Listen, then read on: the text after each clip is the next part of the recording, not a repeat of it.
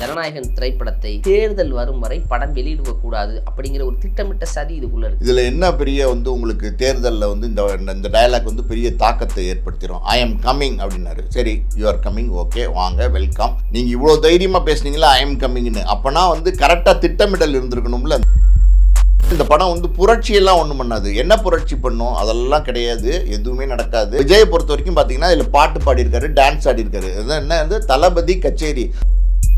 BJP தாவேக்காவை முடக்க பார்க்குது, அவருடைய கருத்தை முடக்க பார்க்குது அப்படின்னா என்ன கருத்து சொல்லியிருக்காருன்னு இன்னும் கொஞ்சம் நாளில் வந்துடும். வந்தோடனே பாருங்க. இதெல்லாம் இல்லாமல் பார்த்தீங்கன்னா நீங்கள் அதுக்கு முன்னாடி அவர் என்ன சொல்லியிருக்காருன்னா, ஒரு திரைப்படம் திரைக்கு வருவதற்கு முன்பு சென்சார் போர்டுக்கு வரும். அதற்கு முன்பாகவே யார் ஒரு புகார் கொடுத்திருக்க வாய்ப்பு இருக்கு? யார் அந்த நபருங்கிறது தான் இன்னைக்கு ஒரு பெரிய கேள்வி இருக்கு. யார் அந்த சார் அப்படிங்கிற மாதிரி யார் அந்த நபர் அப்படின்னு இப்போ கேள்வியா இருக்கு. அது என்ன அப்படின்னா, இப்போ இந்த ஜனநாயகன் பராசக்தி ரெண்டும் ஒன்னா வருது அப்படின்னும் போது ஏகப்பட்ட குளறுபடி. 1000 தேட்டரில் ரிலீஸ் பண்ணணும், ஒரு 10 நாளாவது 1000 தேட்டரில் ஓடணும், அது பெரிய கலெக்ஷன் அல்லணும். இதெல்லாம் அவங்க திட்டமா இருந்துச்சு. இந்த திட்டத்தில் இப்போ பார்த்தீங்கன்னா மண்ணு விழுந்துருச்சு. யோகார்த்தின்னு சொன்னார்ல, அண்ணன் படம், இது தம்பி படம், அண்ணன் தம்பி படம், அண்ணன் தம்பி பொங்கல் சொன்னார்ல, அந்த சண்டைக்கே இப்போ வழி இல்லை. பங்காளி சண்டைக்கு தம்பி பொங்கல் இப்போ வழி இல்லை. இப்போ ஒன்று தம்பி பொங்கல் தான், தம்பி பொங்கல் தான்.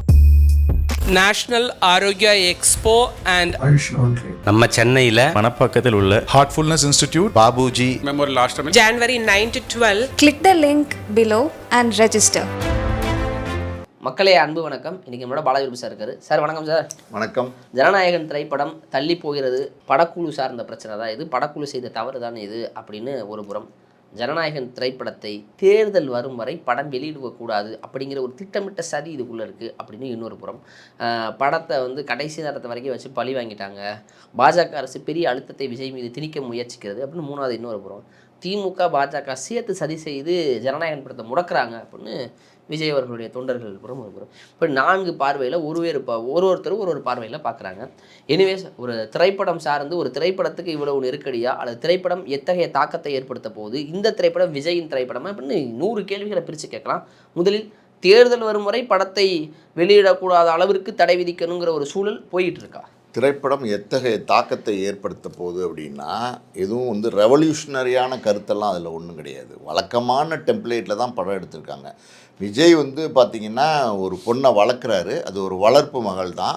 அந்த வளர்ப்பு மகளை ஆர்மியில் சேர்க்கணுன்னு ட்ரைனிங் கொடுத்து வளர்த்துட்ருக்காரு. அதுக்குள்ளே பார்த்திங்கன்னா அந்த பொண்ணுக்கு ஒரு பாலியல் துன்புறுத்தல் நடக்குது. அதை விஜய் தட்டி கேட்குறாரு. யாரா என் பொண்ணை தொட சொன்னது? டயலாக் பார்த்திங்களா ட்ரைலரில்.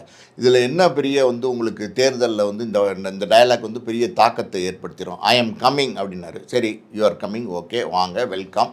அதெல்லாம் ஓகே தான். நான் என்ன சொல்கிறேன்னா, நீங்கள் இவ்வளோ தைரியமாக பேசுனீங்களா ஐ எம் கம்மிங்னு, அப்போனா கரெக்டாக திட்டமிடல் இருந்திருக்கணும்ல. அந்த சென்சார் சர்டிஃபிகேட் வாங்குறதுக்கு தயாரிப்பு நிறுவனம் சார்பாக தான் நிறைய பிரச்சனைகள்னு சொல்கிறாங்க. அதாவது இராணுவத்தில் இருக்கிற சிம்பிள்லாம் பயன்படுத்தியிருக்கிறாங்க.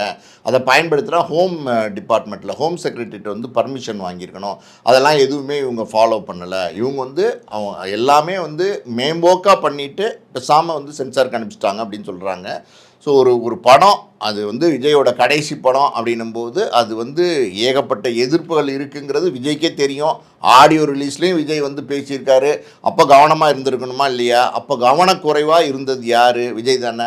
ஸோ நீங்கள் சொன்ன மாதிரி பார்த்தீங்கன்னா இந்த படம் புரட்சியெல்லாம் ஒன்றும் பண்ணாது. என்ன புரட்சி பண்ணும்? அதெல்லாம் கிடையாது, எதுவுமே நடக்காது. விஜயை பொறுத்த வரைக்கும் பார்த்தீங்கன்னா இதில் பாட்டு பாடியிருக்காரு, டான்ஸ் ஆடிருக்காரு. என்ன தளபதி கச்சேரி, தளபதி கச்சேரி, தளபதி கச்சேரின்னு புரட்சி பண்ணிடுமா நாட்டில் இந்த பாட்டு? என்ன பேசுகிறீங்கன்னு எனக்கு தெரியல. அனிருத் மியூசிக் புரட்சி பண்ணிட போகுது. அப்படியே புரட்சி வெடிக்க போகுது. இது தேர்தலுக்கு முன்னாடி எல்லாரும் போய் குத்துறா தாவேக்காலேன்னு குத்த போகிறாங்களா ஓட்டை? அதெல்லாம் கிடையாதுங்க. இதெல்லாம் முழுக்க எப்படின்னா, நான் சொல்கிறேன், இந்த சென்சாருக்கு சர்டிஃபிகேட் கொடுக்க மாட்டேங்கிறதா சொல்கிறாங்களே இவங்க. அதாவது பிஜேபி தாவேக்காவை முடக்க பார்க்குது, அவருடைய கருத்தை முடக்க பார்க்குது அப்படின்னா என்ன கருத்து சொல்லியிருக்காருன்னு இன்னும் கொஞ்சம் நாளில் வந்துடும். வந்தோடனே பாருங்கள். இதெல்லாம் இல்லாமல் பார்த்தீங்கன்னா நீங்கள் அதுக்கு முன்னாடி அவர் என்ன சொல்லியிருக்காருன்னா, கொஞ்சம் மொழி புரியாட்டாலும் இந்த பகவந்த் கேசரின்னு ஒரு படம் இருக்குது, அதை போய் பாருங்கள். அது அப்படி நல்லா கேசரி கிண்டி கொடுத்துருக்குறாங்க. அது மசாலா படம்னா மசாலானா மசாலா, அவ்வளோ மசாலா. நீங்கள் எங்கேயாவது கேசரியில் முந்திரி, பாதாம், பிஸ்தா, திராட்சை பழமெல்லாம் போட்டு பார்த்துருப்பீங்க. நீங்கள் எங்கேயாவது மிளகா பொடியெல்லாம் போட்டு பார்த்துருக்கீங்களா? இந்த மசாலா தூள்னு சொல்லுவாங்கள்ல ஃப்ளேவர், இந்த சத்யம் தேட்டர் இந்த மாதிரி தேட்டருக்கு போனீங்கன்னா பாப்கார்னுக்கு போகிறது ஒரு ஃப்ளேவர் கொடுக்குறாங்களா, அந்த பவுடர்லாம் தூக்கியிருக்காங்க கேசரியில். அப்படிப்பட்ட ஒரு கேசரியை இவங்க அப்படியே திருப்பி இங்கே ஹெச் வினோத் கிண்டிட்டு இது வந்து புரட்சி பண்ண போதான் இதை வந்து முடக்க பார்க்குறாங்களாம், இவரோட கருத்தை வந்து அடக்க பார்க்குறாங்களாம். என்னதான் சொல்ல வரீங்க நீங்கள்? இல்லை சாதாரண கேசரி தானே, கேசரிக்கு எதுக்கு இவ்வளோ அக்கப்போரு? பகவந்த் கேசரிக்கு அக்கப்போரு பண்ணல. பகவந்த் கேசரி அப்போ அந்த கேசரி பிரச்சனை கிடையாது, யாருக்குன்றாங்கிறது தான் பிரச்சனையா? இப்போ சாதாரண கேசரிக்கு பிரச்சனை இருக்கலாம்ல சார், ஏன் சார் இப்போ விஜய்க்கு இன்ன கேசரிக்கு மட்டும் இவ்வளோ பஞ்சாயத்து? யாருக்குன்னாலும் கேசரிக்கு வந்து பஞ்சாயத்து கிடையாது, புரியுதா உங்களுக்கு? இவர் என்ன நினைக்கிறாருன்னா சென்சார் போர்டெலாம் எப்படின்னா இந்த ஃபாஸ்ட் ஃபுட் இருக்குல்ல, காலையில் போனோன்னே எனக்கு ஒரு உப்மா கொடுங்க அப்படின்னோடனே டக்குன்னு கொடுத்துருவாங்க, அது வந்து சட்னி சாம்பார் வச்சு தொட்டு தின்னுட்டு போயிடலான்னு நினைக்கிறாரு. அதெல்லாம் கிடையாது. அது வந்து ஒரு மத்திய அரசாங்கத்தினுடைய அட்டானமஸ் பாடி, அதுக்குன்னு சில ரெஸ்ட்ரிக்ஷன்ஸ் இருக்குது, ரூல்ஸ் இருக்குது, அதெல்லாம் ஃபாலோ பண்ணி தான் வந்து உங்களுக்கு வந்து சென்சார் சர்டிஃபிகேட் கொடுக்க முடியும். ஒரு நிபந்தனையை நீங்கள் ஃபாலோ பண்ணலைன்னா கூட சென்சார் சர்டிஃபிகேட் மறுக்கப்படலாம். இது வந்து என்ன சொல்கிறாங்கன்னா ஜனநாயகனுக்கு தான் வருது, ஜனநாயகனை முடக்க பார்க்குறாங்க. எப்படி பேரை வேற ஜனநாயகன் வச்சுட்டாரு, ஜனநாயகனை முடக்க பார்க்குறாங்க, ஜனநாயகனை முடக்க பார்க்குறாங்கன்ற அதெல்லாம் கிடையாது. பல படங்கள் இந்த மாதிரி சிக்கியிருக்கு. ஓகே சார், இப்போ நீங்கள் சொல்கிறது மாதிரி பல படங்களுக்கு இதெல்லாம் நடந்திருக்கு, ஜனநாயகனுக்கு மட்டும் நடக்கலை அப்படின்னு சொல்கிறீங்க. ஓகே, பட் இருந்தாலும் விஜய் அவர்கள் அரசியலோடு இதை முடிச்சு போட்டு பார்க்க வேண்டிய தேவைக்கு தள்ளப்படுறாங்க. ஸோ ஏன்னா இந்த புகார்தாரர் ஒருத்தர் புகார் கொடுத்தார், மத ரீதியாக சில விஷயங்கள் இருக்குது அப்படின்னு எங்களுக்கு புகார் வந்துச்சு, அதனால தான் நாங்கள் ரிவைசிங் கமிட்டி அனுப்பிச்சோம் அப்படின்னு ஒரு தோரணையை கொடுக்குறாங்க. ஒரு திரைப்படம் திரைக்கு வருவதற்கு முன்பு சென்சார் போர்டுக்கு வரும், அதை தாண்டி வெளில. இப்போ அதற்கு முன்பாகவே யார் ஒரு புகார் கொடுத்துருக்க வாய்ப்பு இருக்குது? அந்த சென்சார் போர்டுக்குள்ளே இருக்கவங்க யாராவது சொன்னாங்களா, இல்லை யார் அதை பார்த்துட்டு மத ரீதியான பிரச்சனை இருக்குது அல்லது மத ரீதியாக ஒரு சில விஷயங்கள் தப்பாக இருக்குன்னு யார்கிட்ட சொன்னால் இந்த ஒரு வெளிப்படைத்தன்மையை இன்னும் அது தரல? நாளைக்கு ஜட்ஜ்மெண்ட் அப்படின்னு சொல்லியிருக்காங்க, நாளைக்கு ஜட்ஜ்மெண்ட்னாலும் படம் தள்ளி போகிறது உறுதியாகி விட்டது. ஸோ முதல்ல அந்த நபர் அப்படிங்கிற ஒரு கேள்வி. இரண்டாவதாக தள்ளி போகக்கூடிய நாட்கள் 2 நாள் 3 நாள் தள்ளி பொங்கல் லீவ்லேயே வரலான்னு பிளான் பண்ணுவாங்களா, இல்லை இந்த குடியரசு தின லீவில் ஒரு 3 நாள் லீவில் வரலான்னு பிளான் பண்ணுவாங்களா, இல்லை ஜனநாயகன் காலவரையின்றி தள்ளி போகிறதா? இந்த யார் அந்த நபருங்கிறது தான் இன்றைக்கி ஒரு பெரிய கேள்வி இருக்குது. யார் அந்த சார் அப்படிங்கிற மாதிரி யார் அந்த நபர் அப்படின்னு இப்போ கேள்வியாக இருக்குது. அது என்ன அப்படின்னா அந்த நபர் வந்து விஜய் அனுப்பிச்ச நபர். ஆச்சரியமாக இருக்குல்ல? நான் சொல்கிறேன் கேளுங்க. பிஜேபி வந்து சென்சார் சர்டிஃபிகேட் கொடுக்க மாட்டேங்கிறாங்க, சென்சார் சர்டிஃபிகேட் கொடுக்காம என்னை முடக்க பார்க்குறாங்க, டிவிக்கே முடக்க பார்க்குறாங்க, அப்படிலாம் வந்து பெருசாக வந்து இன்றைக்கி மறுபடியும் இன்றைக்கி பிரச்சாரம் பண்ண ஆரம்பிச்சிட்டாங்க. அது ஒரு பக்கம் விட்டுருங்க. இந்த லாஜிக்கான கேள்விக்கு பதில் சொல்லுங்கள். விஜய் வந்து தனி விமானம் வச்சுருக்காரு. தனி விமானத்தில் இப்போ வந்து 27ஆம் தேதி மலேசியாவில் நடந்த அந்த ஆடியோ விழாக்கு வந்து போயிட்டு வரலையா?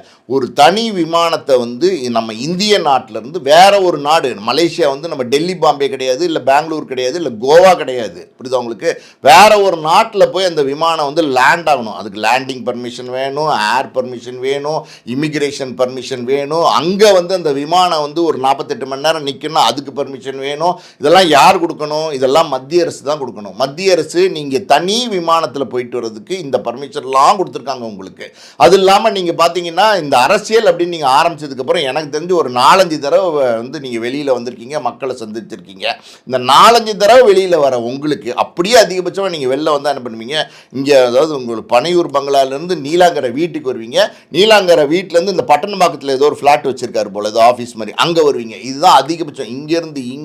இங்கேருந்து இங்கே வர்றதுக்கு உங்களுக்கு ஒய் பிரிவு பாதுகாப்பு. காலையில் வந்து பார்த்தீங்கன்னா 4 துணை இராணுவத்தினர் இருக்காங்க, சாயந்தரம் ஷிஃப்ட் சிஸ்டத்தில் இன்னொரு துணை இராணுவத்தினர் 4 பேர் இருக்காங்க. இந்த ஒய் பிரிவு பாதுகாப்பு யார் கொடுக்கணும்? மத்திய அரசு தானே கொடுக்கணும். ஸோ இதெல்லாம் கொடுத்த மத்திய அரசு இன்னைக்கு வந்து உங்களுக்கு சென்சார் சர்டிஃபிகேட் மட்டும் கொடுக்க மாட்டேங்கிறாங்கன்னா இது என்ன, யாருக்கு இன்ன கேசரி அப்படின்ற கேள்வி வருது இல்லை? இப்போ அதுதான் வருதா வரலையா சார்? இப்போ அதுதான் சார், நீங்கள் சிபிஐ விசாரணை கேட்டீங்க, கொடுத்தாங்க. ஒய் பிரிவு பாதுகாப்பு கேட்காமலே கொடுத்தாங்க. உங்களுக்கு தேவையான எல்லாத்தையும் கொடுத்தாங்க. இதெல்லாம் கொடுத்ததெல்லாம் பெரிய ஆப்பை கொடுக்கறதுக்கு தானா? இந்த ஆப்புக்கு இதெல்லாம் கொடுத்து கடைசியில் ஒரு ஆப்பு வைக்கிறதுக்காக தான் ஒன்றிய அரசு ட்ரை பண்ணாங்க. அது விஜய்க்கு தெரியாம போயிருச்சா அப்படின்னு இன்னொரு பார்வையிலையும் பார்க்கலாம் தானே? அது அப்படி கிடையாது. இது ஆப்பு வைக்கிறதுக்கு இன்னொரு பார்வையிலையும் நீங்க பாருங்க, பார்க்காதீங்க. ஒரே பார்வையில் பாருங்க, நேர்கொண்ட பார்வையில் பாருங்க. ஹெச் வினோத் டைரக்ட் பண்ண படம் தான், புரியுது உங்களுக்கு? அவருக்கும் தெரியும் என்னன்னா இப்போ இந்த ஜனநாயகன் பராசக்தி ரெண்டும் ஒன்றா வருது அப்படின்னும் போது ஏகப்பட்ட குளறுபடி. 1000 தேட்டரில் ரிலீஸ் பண்ணணும், ஒரு 10 நாளாவது 1000 தேட்டரில் ஓடணும், அது பெரிய கலெக்ஷன் அல்லணும், இதெல்லாம் அவங்க திட்டமாக இருந்துச்சு. இந்த திட்டத்தில் வந்து இப்போ பார்த்திங்கன்னா மண் விழுந்துருச்சு. கேசரியில் மண் விழுந்துருச்சு. அதனால் என்ன பண்ணாங்கன்னா, என்னடா இது நம்ம வந்து 9ஆம் தேதி சொன்னோம், 14ஆம் தேதி சொன்னாங்கன்னு கொஞ்சம் மூச்சு விட்டாங்க. சரி பரவாயில்ல பார்த்துடலாம் அப்படின்னு நினச்சாங்க. 14 இல்லை 10 அப்படின்னு நெருங்கி வந்தோன்னே என்ன பண்ணிட்டாங்க, ஐயோ 10 அப்படின்னும் போது முதல் நாள் தான் 1008, 2வது நாள் தான் 500 பிரிஞ்சிருது, ஏகப்பட்ட குளறுபடி இருக்குது, போட்ட பணத்தை திருப்பி எடுக்க முடியாது. இதெல்லாம் மைண்டில் வச்சுருக்கிறது ஒரு பக்கம். இன்னொரு பக்கம் என்ன தெரியுமா, ட்ரைலர் வந்துச்சு. 2 ட்ரைலருமே வந்துருச்சு. ஜனநாயகன் வந்துருச்சு, பராசக்தியும் வந்துருச்சு. ஜனநாயகன் ட்ரைலரை பார்த்து என்ன தெரியுமா சொல்கிறாங்க, வழக்கமான விஜய் படமாக தானே இருக்குது, என்ன புதுசாக இருக்குது, என்ன நீங்களே சொல்லுங்கள் என்ன புதுசாக இருக்குது. இது வரைக்கும் விஜய் நடித்த பல படங்கள், திருப்பாச்சி, சிவகாசி, என்னென்னமோ படங்கள்லாம் இருக்குது. அந்த படங்கள்லாம் ஒன்றா கூடின ஒரு கலவை மாதிரி தான் இருக்குது, புதுசாக ஒன்றும் கிடையாது. ஸோ இது வந்து வழக்கமான ஒரு ஹீரோ நடிக்கிற, ஒரு ஆக்ஷன் ஹீரோ நடிக்கிற, விஜய் மாதிரி ஹீரோ நடிக்கிற டெம்ப்ளேட் படம். அதுதான் இதில் இருக்குது. ஆட்டம் பாட்டம் கூத்து, பஞ்சு டைலாக்கு, வெட்டு அடிதடி குத்து ரத்தம் எல்லா பக்கமும் தெரிக்கணும். இதுதான் மேட்ரு. அங்கே வேற ஒன்றும் புதுசாக இல்லை. இது ஆடியன்ஸ் பார்த்து சலிச்ச டெம்ப்ளேட்டு. 2வது பார்த்தீங்கன்னா பகவந்த் கேசரி வேற போய் பார்க்க ஆரம்பிச்சிட்டாங்க. ஏன்னா புதுசாக ஒரு படம் எடுத்தால் கூட பார்க்க முடியாது, ஆல்ரெடி டேஸ்ட் பண்ணுறது கேசரி ரெடியாக இருக்குது. இந்த வாங்க கேசரியை டேஸ்ட் பண்ணி பாருங்கள், இந்த கேசரி தான் அவங்க கொடுக்குறாங்க, வாங்கன்னு கொடுக்க ஆரம்பிச்சிட்டாங்க. அதை பார்த்தவங்க அடடா இதே தானே கேசரி, என்ன ரவையை போட்டு கிண்டி கொஞ்சம் உப்புங்கிறேன் அவங்க போட்டிருந்தா கூட பரவாயில்ல, உப்பு போட்டிருந்தா கூட புதுசாக இருந்திருக்கும், சர்க்கரையை போட்டு கிண்டிட்டாங்க. இப்போ என்னென்னா அந்த பராசக்தி ட்ரைலர் வந்துச்சுல்ல, அது வேறு மாதிரி இருக்குன்ட்டாங்க எல்லாருமே. அல்டிமேட்டாக இருக்கே, ஐயா செமையாக இருக்கே அப்படிங்கிற மாதிரி ஒரு பராசக்தி ட்ரைலர் மேலே ஒரு பெரிய எக்ஸ்பெக்டேஷன் க்ரியேட் ஆனதுக்கப்புறம் இவங்களுக்கு பயம் வந்துடுச்சு. ஆஹா எப்படி முதல்ல என்ன சொன்னாங்க, விஜயோட மோதிரியா மலையோட மோதிரியா அப்படின்னு சிவகார்த்தியனை பற்றி கேட்க ஆரம்பித்தாங்க, டிஎம்கேவை திட்ட ஆரம்பித்தாங்க. இப்போ என்ன ஆகி போச்சுன்னா, இங்கே இந்த மோதலில் போய் நம்ம சிக்கி ட்ரால் மெட்டீரியல் ஆகிட்டோம்னு வச்சுக்கோங்க. அதாவது இந்தியன் 2 ட்ரால் பண்ணாங்கல்ல, அந்த கங்குவா ட்ரால் பண்ணாங்கல்ல, அந்த மாதிரி ட்ரால் மெட்டீரியல் ஆக போகுது இந்த படம்னு ஒரு பேச்சு வந்துருச்சு. வெளிநாட்டில் சென்சார் பண்ணாங்கல்ல, அங்கே பார்த்துட்டு ஆல்ரெடி ஃபோன் பண்ணி சொல்லிட்டாங்க, தலைவரே இப்போ விட்டுறாதீங்க, பார்த்து பக்குவமாக பண்ணிக்கங்கன்னு சொன்னோன்னே இது ஒரு உடன்படிக்கை. நாங்கள் வர்ற மாதிரி வர்றோம், நீங்கள் அடிக்கிற மாதிரி அடிங்க, நாங்கள் வலிக்குதுன்னு சொல்கிறோம், ஆனால் வலிக்காத மாதிரி நாங்கள் நடந்து போயிடுவோம். கூட எங்களுக்கு ஆளுக்கு புஷி இருக்கார், அவர் என்ன இன்னொருத்தர் ஆதவ் அர்ஜுனா இருக்கார், நிர்மல் குமார் இருக்கார், ஒரு படையே இருக்கும் அப்படின்னு சொல்லி அப்படி பிளான் பண்ணி செட்டப் பண்ணி அப்படி இது நான் ஒன்று கேட்குறேன். இதில் வந்து இராணுவத்தில் இருக்கிற சிம்பிளை பயன்படுத்தியிருக்கிறாங்கன்னே வச்சுக்கங்களேன், அது வந்து ஒரு நோ அப்ஜெக்ஷன் சர்டிஃபிகேட் வாங்கியிருக்கலாம். விஜய்க்கும் தெரியும், பல வருஷங்கள் அது என்னென்ன பிரச்சனைகள் வருங்கிற அனுபவமும் இருக்கும். இதுக்குள்ளே அரசியலுக்கு வந்ததுக்கப்புறம் நிறைய தடைகள் இருக்கும்போது அது உஷாராக இருந்திருப்பாங்க. எல்லாத்தையும் மீறி நடக்குது அப்படின்னா, 2வது வந்து இது சென்சாரில் தடை பண்ணுற அளவுக்கு இதில் ஒன்றுமே இல்லை தம்பி. அதனால் படம் வந்து தள்ளி போகுமே தவிர வந்துடும். ஓகே, இப்போ இந்த நேரத்தில் இறுதியாக ஒரே ஒரு கேள்வி, ஜனநாயகன் விசஸ் பராசக்தின்னு இருந்துச்சு. இப்போ பராசக்தி வந்து ஆப்போனண்ட் ஆளே இல்லை, சோலை ஆகிட்டேன் அப்படின்னு சொல்லிட்டு தனியாக வந்து களத்துக்கு வராங்க. ஸோ தனியாக களத்துக்கு வரும்போது இப்போ வரல, தனியாக களத்துக்கு வர இடத்துல ஒரே ஒரு கரெக்ஷனு, 10க்கு பதில் 9 வரதான் இப்போ ஒரு செய்தி வந்திருக்கு. அதுதான் வந்தாங்க அப்படின்னா கலெக்ஷன் எப்படி, அது ஜனநாயகன் கலெக்ஷனா பராசக்தி கலெக்ஷனா? பராசக்தி கலெக்ஷன் தான் பட்டையை கலப்ப போதே. அதாவது வந்து எப்படின்னா, நம்ம இந்த படத்தை மட்டன் தட்டியெல்லாம் பேசலை ஜனநாயகனை. பராசக்தியை பொறுத்த வரைக்கும் படம் நல்லா இருக்கு. இந்த ஜனநாயகனோட போட்டியாக வந்திருந்தா கூட படம் நிச்சயமாக ஜெயிக்கும்னு சொன்னாங்க.